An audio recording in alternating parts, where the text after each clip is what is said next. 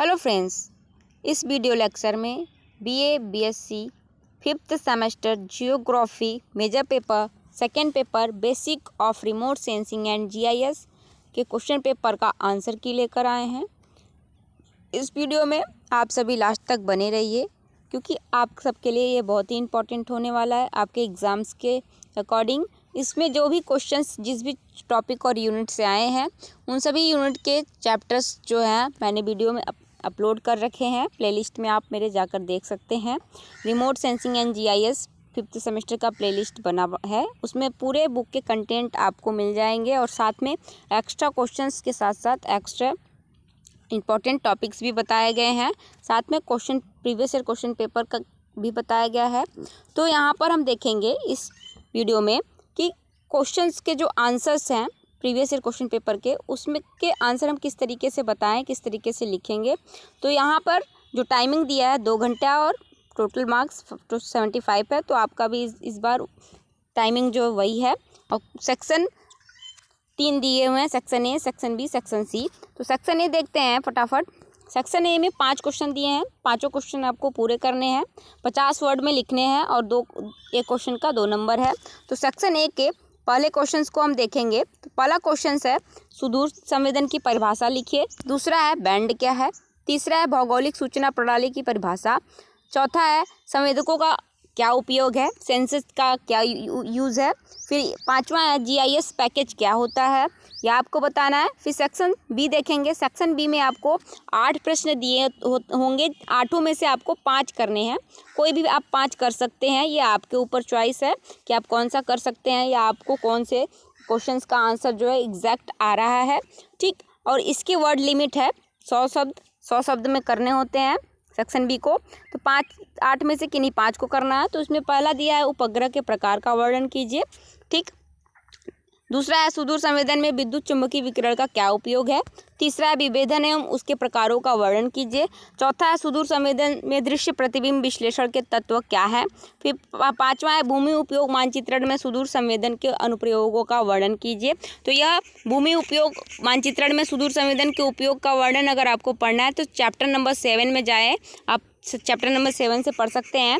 और भौगोलिक सूचना प्रणाली की संकल्पना और इतिहास को जानना है तो चैप्टर नंबर 8 में जाइए, वहाँ पर आपको पूरा डिटेल मिल जाएगा। और सुदूर संवेदन में दृश्य प्रतिबिंब के तत्व क्या है, अगर इसे आपको देखना है तो आप सभी इस चैप्टर नंबर 6 में चले जाइए। 6 में आपको पूरा जो दृश्य प्रतिबिंब इमेज वगैरह है वह आपको मिल जाएगा, विजुअल इमेज। ठीक, और विभेदन एवं उसके प्रकारों का वर्णन अगर आपको देखना है पूरा डिटेल में तो चैप्टर नंबर 5 में चले जाइए। और उसके बाद जो ये ऊपर है विद्युत चुम्बकीय विकिरण का क्या उपयोग है, तो यह चैप्टर नंबर 2 में आपको मिलेगा। और उपग्रह आपको चैप्टर नंबर 4 में मिलेंगे। ठीक, आगे नेक्स्ट देखते हैं। एफ है भौगोलिक सूचना प्रणाली की संकल्पना और इतिहास का वर्णन कीजिए। तो यह आपको चैप्टर नंबर 8 में मिलेगा, इतिहास और संकल्पना। उसके बाद है जीआईएस में बिंदु रेखा और बहुभुज विशेषताओं का क्या महत्व है। तो यह आपको 9वां चैप्टर धरातलीय आंकड़ों के तत्व एवं प्रकार में मिलेगा। ठीक, और उसी चैप्टर में आपको रास्टर और वेक्टर डेटा मॉडल में क्या अंतर है यह भी आपको देखने को मिलेगा। अब आते हैं सेक्शन सी। सेक्शन सी में आपको 4 क्वेश्चंस दिए होंगे, 4 में से 2 करने हैं। एक क्वेश्चन का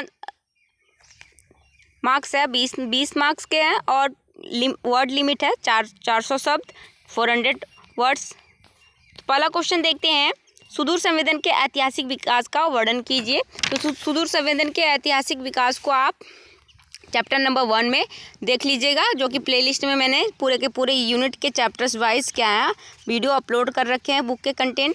ठीक है, आगे दूसरा देखते हैं। बी है सुदूर संवेदन प्रक्रिया में उपयोगी विद्युत चुम्बकीय स्पेक्ट्रम क्या का वर्णन कीजिए। तो यह चैप्टर 2 में मिल जाएगा आपको। फिर सी है शहरी नियोजन में सुदूर संवेदन के अनुप्रयोगों की व्याख्या कीजिए। तो चैप्टर नंबर 7 सुदूर संवेदन के अनुप्रयोग कहाँ कहाँ किए जाते हैं। तो पूरे 12 क्षेत्रों में अनुप्रयोग किए जाते हैं, तो उन्हें आप देख सकते हैं। और साथ में आपदा प्रबंधन के लिए भी सुदूर संवेदन का प्रयोग किया जाता है। आगे नेक्स्ट देखते हैं। चौथा दिया है भौगोलिक सूचना प्रणाली में कंप्यूटर के अनुप्रयोगों का वर्णन कीजिए। तो यह आपके भौगोलिक सूचना प्रणाली जो है आपका 8वें चैप्टर में आपको मिल जाएगा। कंप्यूटर के अनुप्रयोग का वर्णन कीजिए। वहाँ पे आपको मिलेगा कि जो भी सुदूर संवेदन है GIS है, उसको हम डाटा का कलेक्शन वगैरह कैसे करते हैं, तो वहाँ पर आपको मिल जाएगा। चलिए आइए देखते हैं इसके आंसर्स क्या हैं। तो सेक्शन ए का आंसर है, क्वेश्चन फर्स्ट है सुदूर संवेदन की परिभाषा। तो क्वेश्चन फर्स्ट, सुदूर संवेदन की परिभाषा लिखिए। तो इसको हम परिभाषित कर सकते हैं। तो सुदूर संवेदन को अंग्रेजी में रिमोट सेंसिंग कहते हैं। या रिमोट का अर्थ दूर से तथा सेंसिंग का अर्थ पहचानना है, अर्थात किसी वस्तु अथवा परिघटना को बिना स्पर्श किए या बिना किसी भौतिक संपर्क के सूचनाएं एकत्र या ग्रहण करने को सुदूर संवेदन हम कहते हैं। आगे देखेंगे इसकी एक परिभाषा हम देख लें। ये तो अर्थ हुआ इसका कि सुदूर संवेदन होता क्या है। उसके बाद परिभाषा देखेंगे। तो सुदूर संवेदन एक ऐसा अभ्यास है जो शीर्ष परिदृश्य से प्राप्त प्रतिबिंबों के उपयोग द्वारा पृथ्वी के भूमि तथा जल के बारे में सूचनाएं प्राप्त करता है तथा जिनमें विद्युत चुम्बकीय स्पेक्ट्रम के एक से अधिक प्रदेशों से विद्युत चुम्बकीय विकिरण में परावर्तन या उत्सर्जन का प्रयोग किया जाता है, वह सुदूर संवेदन कहलाता है। अथवा करके भी कर सकते हैं। अथवा अगर आपको ऊपर वाला नहीं याद हो रहा है तो आप नीचे वाला याद रखिए। सुदूर संवेदन एक ऐसी कला या विज्ञान है जो बिना किसी संपर्क के किसी वस्तु के बारे में जानकारी प्राप्त करता है, वह सुदूर संवेदन कहलाता है। क्वेश्चन बी देखते हैं, बैंड। अब ये बैंड क्या होता है?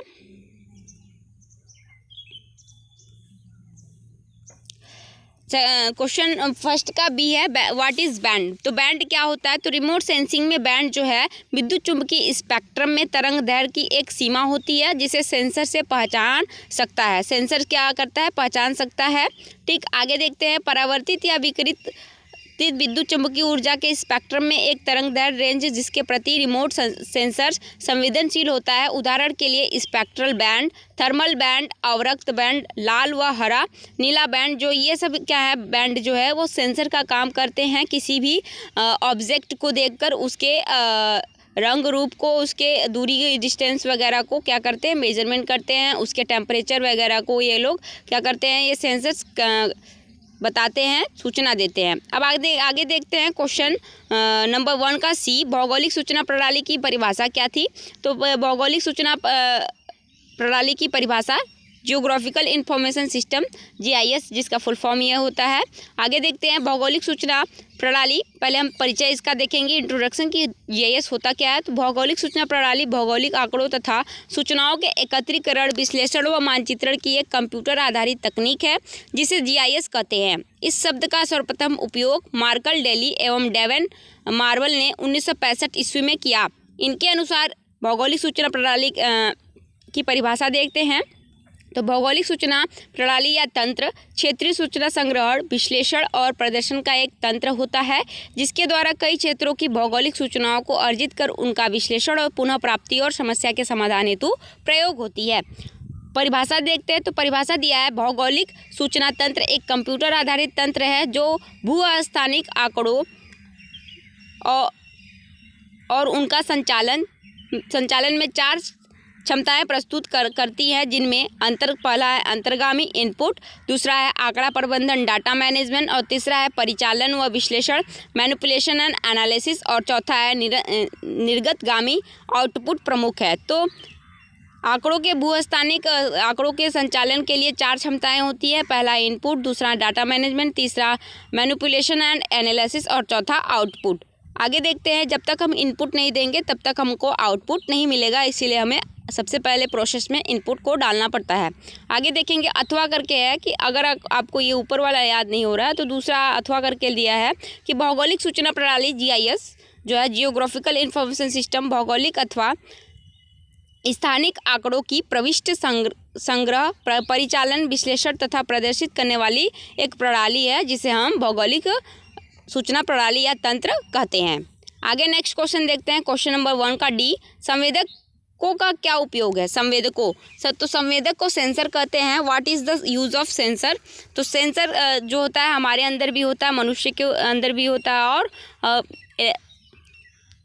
इलेक्ट्रॉनिक डिवाइस के में भी सेंसर्स का यूज़ किया जाता है। आगे देखते हैं यूज़ ऑफ सेंसर्स। तो सेंसर जो है संवेदक एक ऐसी युक्ति विधि है जो दूर स्थित लक्ष्यों, वस्तुओं अथवा दृश्य क्षेत्रों के संबंध में सूचनाओं को ग्रहण करने हेतु विद्युत चुंबकीय अथवा अन्य ऊर्जा को संग्रहित करके संकेतकों में बदलकर उचित रूपों में व्यक्त करता है। उदाहरण के तौर पर कैमरा, आँखें, स्पेक्ट्रम, तरंगदैर्घ्य आदि। तो हमारी आंखें भी क्या हैं, एक सुदूर संवेदक का कार्य करती हैं और हमारे जो भी सेंसर्स होते हैं हमारे अंदर वह भी क्या करते हैं, सुदूर संवेदक के ही रूप होते हैं। क्योंकि अगर हमें कुछ देखना होता है तो हम अपनी आँखों का यूज़ करके क्या कर सकते हैं, किसी भी ऑब्जेक्ट को दूर स्थित है फिर भी तब पर भी हम क्या करते हैं, अपने सेंसर से समझ या देख सकते हैं। आगे है क्वेश्चन 1 का ई 5वां, GIS पैकेज क्या है। तो GIS पैकेज देखते हैं क्या है। तो GIS पैकेज एक सॉफ्टवेयर प्रोग्राम है जिसके अंतर्गत भौगोलिक सूचना प्रणाली के उपयोग का समर्थन करने के लिए एक कंप्यूटर प्रोग्राम है जो भौगोलिक डाटा मतलब आंकड़ा बनाने, संग्रहित करने, प्रतिबंधित करने, क्यूरी करने, विश्लेषण करने और कल्पना करने की क्षमता प्रदान करता है। अर्थात ऐसी घटनाओं का प्रतिनिधित्व करने वाला डाटा जिसे पैकेज के रूप में GIS डाटा के लिए एकत्र संपीड़ित फाइल के रूप में आप पैकेज को किसी अन्य फाइल की तरह ही साझा कर सकते हैं, वही हमारा क्या होता है, GIS पैकेज कहलाता है। आगे नेक्स्ट देखते हैं सेक्शन बी आ गए। सेक्शन बी में हमें 8 में से 5 करने हैं, ठीक है। और एक क्वेश्चन का आंसर वर्ड लिमिट जो है 100 वर्ड लिमिट है। तो पहले हम देखते हैं क्वेश्चन नंबर 2 का ए, उपग्रहों के प्रकारों का वर्णन कीजिए। तो यह उपग्रहों के प्रकारों का वर्णन मैंने चैप्टर नंबर 3 जो है कि चैप्टर नंबर 4 में बता रखा है। तो आप सभी उपग्रहों के प्रकार चैप्टर नंबर 4 में जाकर अच्छे से डिटेल से पढ़ सकते हैं। तो उपग्रह जो है 2 प्रकार के होते हैं, एक प्राकृतिक उपग्रह और दूसरा कृत्रिम उपग्रह, natural satellite and artificial satellite. इनके बारे में आप यहाँ लिखेंगे, ठीक है। फिर अभी नेचुरल सैटेलाइट और आर्टिफिशियल सैटेलाइट के अंतर्गत भी कुछ सैटेलाइट्स आते हैं, तो यहाँ पर आपको देखना है।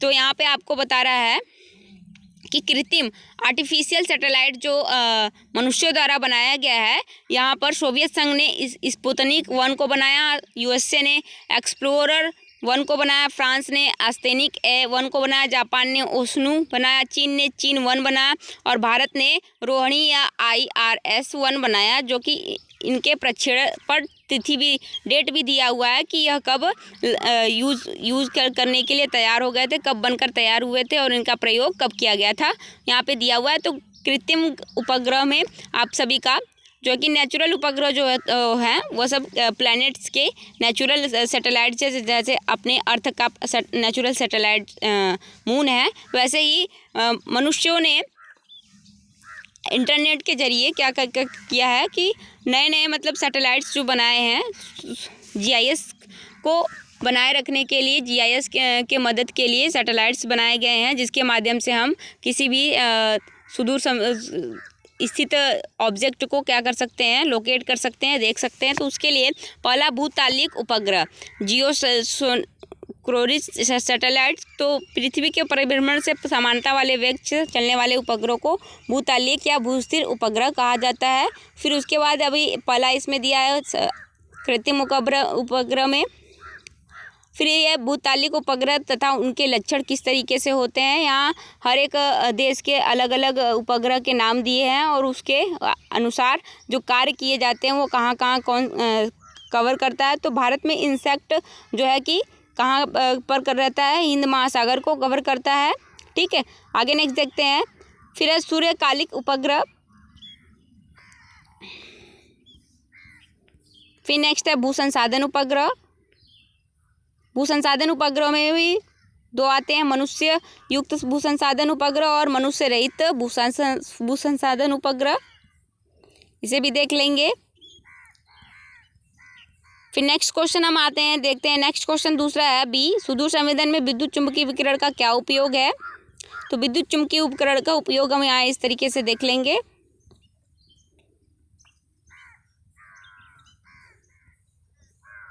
आगे चलते हैं, विभेदन एवं उसके प्रकारों का वर्णन करेंगे। तो विभेदन और उसके प्रकारों का वर्णन जो है चैप्टर 5 में किया गया है। इस तरीके से आप सभी देख सकते हैं।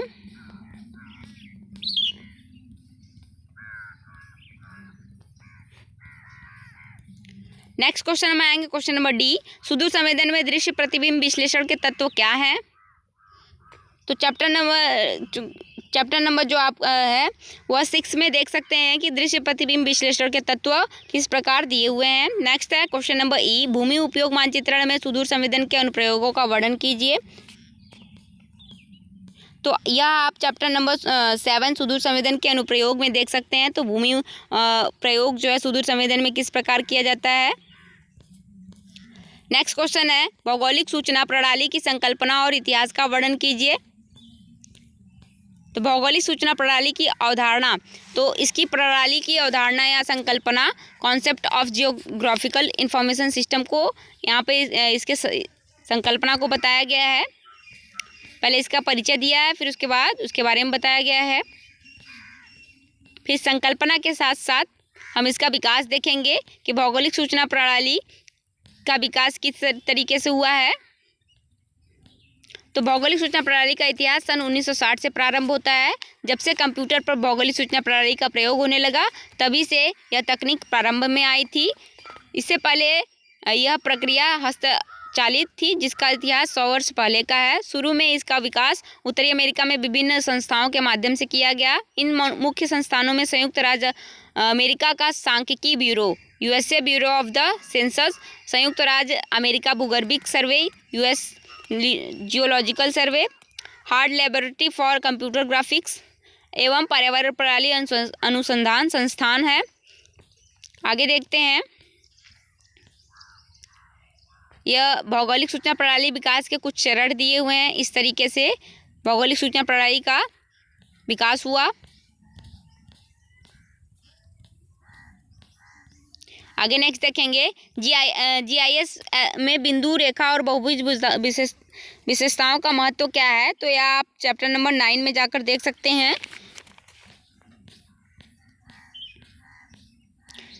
जो ये बिंदु, रेखा और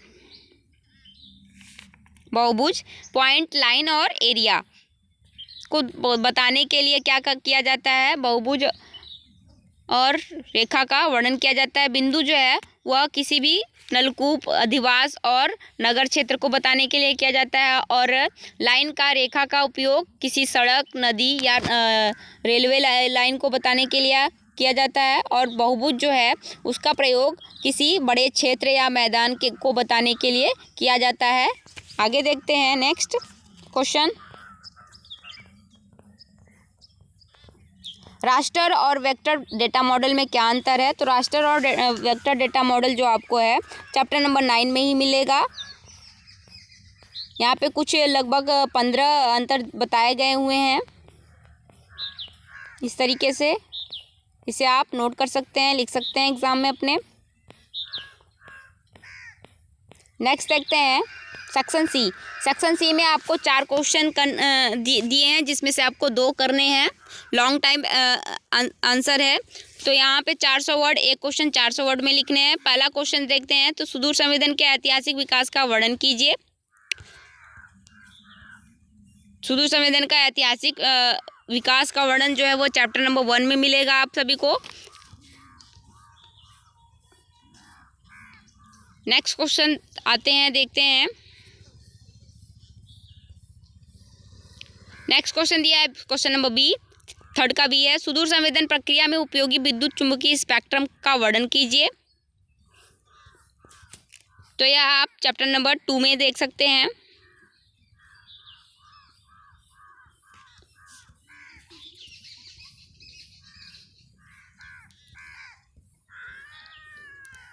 नेक्स्ट क्वेश्चन देखते हैं अब,